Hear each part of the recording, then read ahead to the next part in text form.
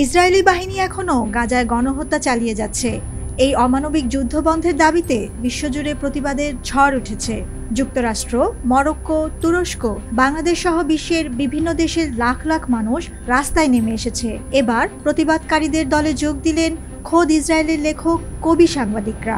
They have killed 320 children and wounded more than 600 other kids. Israeli নেতাদের উদ্দেশ্যে যুদ্ধবন্ধের আহ্বান জানিয়ে এক চিঠিতে সই করেছেন ইসরায়েলের কমপক্ষে ৩৫০ জন লেখক। স্বাক্ষরকারীদের মধ্যে রয়েছেন David Grossman, Shifra Horn, Fania Oz Salzberger, Yehoshua Sobol, Ilan Sheinfeld, Zeruya Shalev এবং অন্যান্য লেখক, কবি, সম্পাদক, অনুবাদক, চিত্রকর, সেই সাথে সাহিত্য সম্পর্কিত পেশাজীবীরা। চিঠিতে লেখা হয়েছে, জিম্মিদের ফেরত, বন্দীদের মুক্তি এবং যুদ্ধবিরতির জন্য একটি চুক্তির প্রস্তাব দিয়েছে হামাস। প্রধানমন্ত্রী একটি চুক্তির রূপরেখা দিয়েছেন, যা পর্যায়ক্রমে বাস্তবায়ন হবে।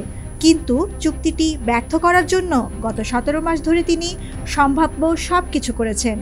তিনি আসলে যুদ্ধ বন্ধ চান না, যুদ্ধই চান, কারণ যুদ্ধের অবসান মানে তার শাসনের অবসান। চিঠিতে আরও বলা হয়েছে, নিজের স্বাধীনতা রক্ষার জন্য গ্রেপ্তারের আশঙ্কা এড়াতে যুদ্ধ দীর্ঘায়িত করেছেন, কারণ তার বিরুদ্ধে বিচারাধীন মামলা রয়েছে। প্রধানমন্ত্রী এখনও বন্দীদের স্বাধীনতা ছিনিয়ে নিচ্ছেন, আইডিএফ এর সৈনিকদের ঝুঁকির মধ্যে ফেলেছেন, গাজার বেসামরিক জনগণের ওপর অতিরিক্ত চাপ চাপিয়ে দিচ্ছেন। পাশাপাশি ইসরায়েলের ভেতরে একটি সাংবিধানিক অভ্যুত্থান আরও তীব্র করেছেন।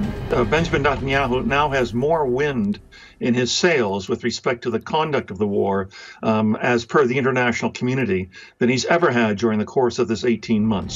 এর আগে গাজা যুদ্ধ বন্ধের আহ্বান জানিয়ে নেতানিয়াহু বরাবর চিঠি লিখেছেন ইসরায়েলি বিমান বাহিনীর ১,০০০ প্যারাট্রুপার। তাদের সেই দাবিতে সমর্থন জানিয়েছিলেন ২৫০ জনের বেশি সাবেক মোসাদ কর্মকর্তা ও নিরাপত্তা কর্মী।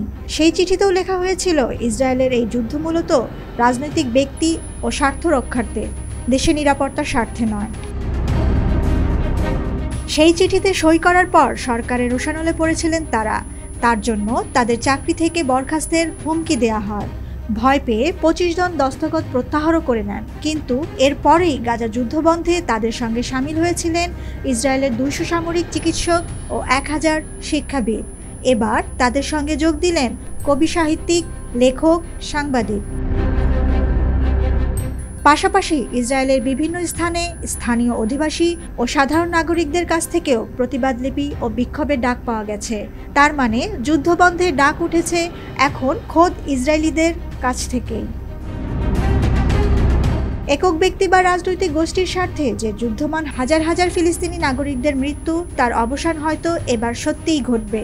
তবে শুধু যুদ্ধ না, গণহত্যার দায়ে ইসরায়েলি প্রধানমন্ত্রী বেনিয়ামিন নেতানিয়াহুর শাস্তি দাবিও তুলতে হবে এখন আন্তর্জাতিকভাবে।